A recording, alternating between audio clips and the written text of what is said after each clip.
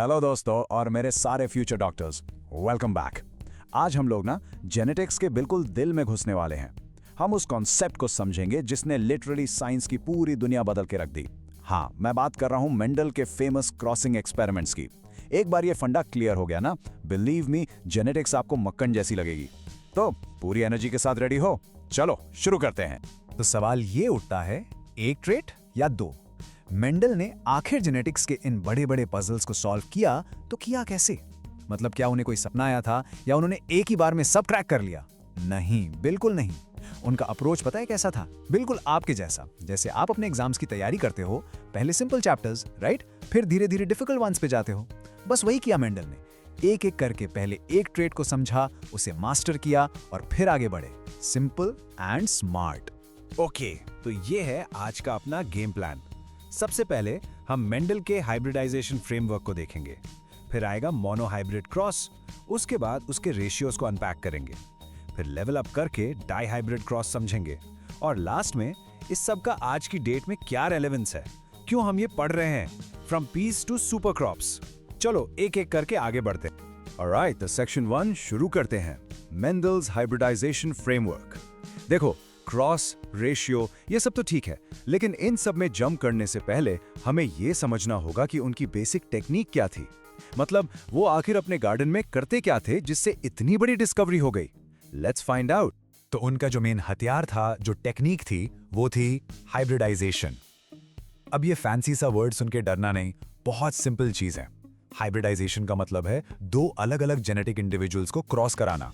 मान लो आपके पास एक प्योर टॉल प्लांट है, बिल्कुल लंबा, और एक प्योर ड्वार्फ प्लांट है, बिल्कुल छोटा। आपने इन दोनों को क्रॉस कराया। इनसे जो नया पौधा बनेगा ना, जिसमें दोनों के गुण होंगे, उसे हम कहेंगे हाइब्रिड। और ये जो पूरा प्रोसेस है, इसे कहते हैं हाइब्रिडाइजेशन। Simple, right? बस दो अलग चीजों को मिलाकर एक नई चीज बनाना। तो अब हम आते हैं इस चैप्टर के सबसे इंपॉर्टेंट बिल्डिंग ब्लॉक पर, द मोनो हाइब्रिड क्रॉस। देखो, मैं इस पे स्टार मार्क कर रहा हूं, इसको बहुत बहुत ध्यान से समझना, क्योंकि यह पूरी जेनेटिक्स की नींव है। अगर ये समझ आ गया तो आगे सब आसान लगेगा। और एग्जाम पॉइंट ऑफ व्यू से भाई, इससे जरूरी कुछ नहीं है। इसके नाम को ही तोड़कर देखते हैं। मोनो का मतलब क्या होता है? वन, एक। तो मोनो हाइब्रिड क्रॉस सीधा साथ एक ऐसा क्रॉस है जिसमें हम एक बार में सिर्फ एक हेरिटेबल ट्रेट को स्टडी कर रहे हैं। जैसे सिर्फ प्लांट की हाइट। हमने एक प्योर टॉल प्लांट जिसका जीनोटाइप है कैपिटल टी, उसको लिया, और एक प्योर ड्वार्फ प्लांट जिसका जीनोटाइप है स्मॉल टी, उसके साथ क्रॉस कराया। That's it. अब उस प्लांट के फूल का रंग क्या है, उसकी सीड का शेप क्या है, हमें उससे कोई लेना देना नहीं है। Focus is only on one thing, height. Okay, तो ये क्रॉस 3 सिंपल स्टेप्स में होता है। चलो एक एक करके देखते हैं। स्टेप 1 है पी जनरेशन। पी मतलब पेरेंटल। ये हमारे ओरिजिनल पेरेंट्स हैं। एक प्योर टॉल प्लांट टीटी और एक pure dwarf plant TT. Step 2 में आती है F1 जनरेशन। अब F का मतलब है फीलियल, जो लैटिन वर्ड से आया है, जिसका मतलब होता है सन या ऑफस्प्रिंग। तो ये बच्चों की पहली पीढ़ी है। जब हमने पी जनरेशन को क्रॉस कराया तो F1 में एक कमाल की चीज हुई। सारे के सारे पौधे लंबे निकले, ऑल टॉल। लेकिन वो प्योर नहीं थे, वो थे हाइब्रिड्स। उनका जीनोटाइप था कैपिटल टी, स्मॉल टी। अब आता है स्टेप 3, F2 जनरेशन। इसके लिए क्या किया? जो F1 जनरेशन के हाइब्रिड प्लांट्स थे ना, उनको आपस में ही पॉलिनेट करवा दिया। इस प्रोसेस को कहते हैं सेल्फिंग। और इस सेल्फिंग से जो अगली जनरेशन पैदा हुई, उसे हम कहते हैं F2 generation. P, F1, F2। Simple. तो सवाल यह है कि जब हमने F1 वालों की सेल्फिंग कराई तो F2 जनरेशन में क्या रिजल्ट मिलेगा? इसकी पॉसिबिलिटीज को प्रिडिक्ट करने के लिए हम एक बहुत ही कूल और सिंपल टूल यूज करते हैं जिसका नाम है पनेट स्क्वायर। चलो इसको बनाते हैं। याद है F1 हाइब्रिड क्या था? टी। तो जब ये गैमीट्स बनाएगा तो दो तरह के बनेंगे। आधे गैमीट्स में होगा कैपिटल टी और आधे में होगा स्मॉल टी। ठीक, क्योंकि हम सेल्फिंग कर रहे हैं तो दोनों पेरेंट्स टी हैं। तो एक पेरेंट के गैमीट्स हम ऊपर लिख देते हैं टी और टी, और दूसरे पेरेंट के गैमीट्स हम साइड में लिख देते हैं टी और टी। अब बस इन बॉक्सेस को फिल करना है। पहला बॉक्स ऊपर से कैपिटल टी, साइड से कैपिटल टी, बना टी। दूसरा बॉक्स ऊपर से स्मॉल टी, साइड से कैपिटल टी, बना टी।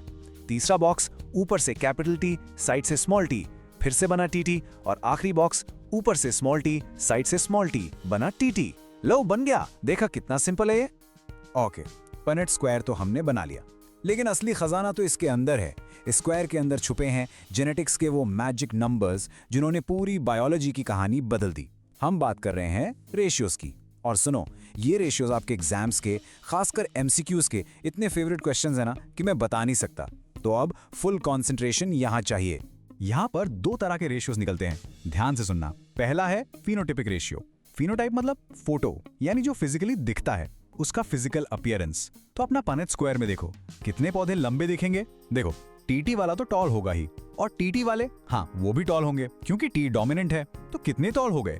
1 टीटी और 2 टीटी, यानी टोटल 3 टॉल। और बेचारा छोटा कौन है? सिर्फ 1 टीटी वाला। तो रेशियो क्या बना? 3 tall is to 1 dwarf, 3:1। Simple. अब दूसरा है जीनोटाइपिक रेशियो। जीनोटाइप मतलब जीन्स, उनका एक्चुअल जेनेटिक कोड। अब हमें उनकी डीएनए में झांकना है। देखो, कितने प्योर टॉल हैं, यानी होमोजाइगस टॉल, सिर्फ 1 टीटी। कितने हाइब्रिड टॉल हैं, यानी हेट्रोजाइगस, 2 हैं, टीटी। और कितने प्योर ड्वार्फ हैं, यानी होमोजाइगस ड्वार्फ, 1 है, टीटी। तो रेशियो क्या बना? 1:2:1। Got it? अब मुझे पता है एग्जाम के प्रेशर में ना फिनोटाइपिक और जीनोटाइपिक में कंफ्यूजन हो जाता है, तो इसके लिए मेरे पास एक सुपर डुपर ट्रिक है। इसको अपने दिमाग में प्रिंट कर लो। ट्रिक है 3:1 for look, 1:1 for book. Simple ना? लुक मतलब जो दिखता है, यानी फिनोटाइप, उसका रेशो है 3:1। और बुक मतलब जो उसकी जेनेटिक बुक में लिखा है, यानी जीनोटाइप, उसका रेशो है 1:2:1। चलो एक बार मेरे साथ रिपीट करो जोर से। 3:1 for look, 1:1 for book. Perfect. अब इसको कभी नहीं भूलोगे। तो I am sure mono hybrid cross अब आप सबको बिल्कुल क्रिस्टल क्लियर हो गया होगा, है ना? तो चलो, अब टाइम है थोड़ा लेवल अप करने का। गेम में नेक्स्ट लेवल पे चलते हैं। सवाल यह है कि अगर मेंडल एक ट्रेड को इतनी अच्छी तरह से ट्रैक कर सकते थे, तो क्या उनमें इतना कॉन्फिडेंस था कि वो 2 ट्रेड्स को एक साथ ट्रैक कर पाए? The answer is a big yes. So let's welcome the dihybrid. और इन दोनों में क्या फर्क है, ये स्लाइड बिल्कुल साफ साफ बता रही है। देखो, मोनो हाइब्रिड में हमारा फोकस था सिर्फ 1 ट्रेड पर, जैसे कि हाइट।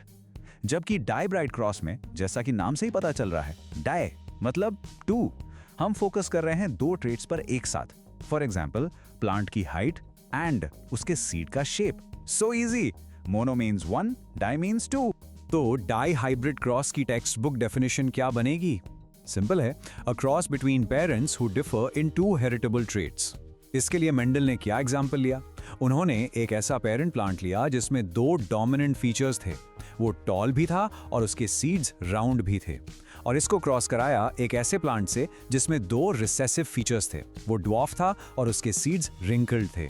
तो यहाँ देखो, हाइट और सीड शेप, 2 कैरेक्टर्स हम एक साथ स्टडी कर रहे हैं। और यहाँ मिला मेंडल को सबसे बड़ा सरप्राइज। उनके होश उड़ गए। जब F2 जनरेशन आई ना, तो उन्हें सिर्फ 2 तरह के पौधे नहीं मिले, उन्हें 4, a total of 4 different types of phenotypes, यानी फिजिकल लुक्स वाले पौधे मिले। पेरेंट वाले कॉम्बिनेशंस तो थे ही, यानी टॉल राउंड और ड्वार्फ रिंकल्ड, लेकिन 2 बिल्कुल नए कॉम्बिनेशंस भी आ गए। एक था tall plant with wrinkled seeds और दूसरा था dwarf plant with round seeds. इससे उन्होंने क्या कंक्लूजन निकाला? इससे एक बहुत बड़ा लॉ बना कि हाइट का ट्रेड सीड शेप के ट्रेड से बिल्कुल इंडिपेंडेंट है, आजाद है, उनका आपस में कोई लेना देना नहीं है। और अब आ गया है एक और एग्जाम का इंपॉर्टेंट नंबर। ध्यान से सुनना। बाहर से तो 4 तरह के लुक्स दिख रहे थे, ठीक है, लेकिन जब उनका जेनेटिक मेकअप यानी उनका जीनोटाइप चेक किया गया, तो पता चला कि F2 जनरेशन में टोटल 9, आई रिपीट 9 अलग-अलग जीनोटाइप्स मौजूद थे। सोचो कितनी ज्यादा जेनेटिक वैरायटी छिपी हुई थी। ये नंबर 9 डायरेक्ट MCQ बनता है। इसको अभी के अभी अपने नोट्स में लिख लो। तो ठीक है, हमने मोनो हाइब्रिड क्रॉस भी समझ लिया, डाई हाइब्रिड क्रॉस भी समझ लिया, लेकिन आई एम श्योर आपके दिमाग में एक सवाल आ रहा होगा, सर ये सब तो ठीक है, लेकिन इसका पॉइंट क्या है? मेंडल के मटर के बगीचे की कहानी का आज की दुनिया में क्या काम है? Well, let me tell you, इसका जवाब आपके प्लेट में रखे खाने तक जाता है। चलो देखते हैं कि ये 150 साल पुरानी नॉलेज आज हमारे लाइफ को कैसे इंपैक्ट कर रही है। पर आगे बढ़ने से पहले एक छोटा सा रिकैप। ये 3 की टर्म्स हैं जो हमने आज सीखे हैं: हाइब्रिडाइजेशन, फिलियल जनरेशन और सेल्फिंग।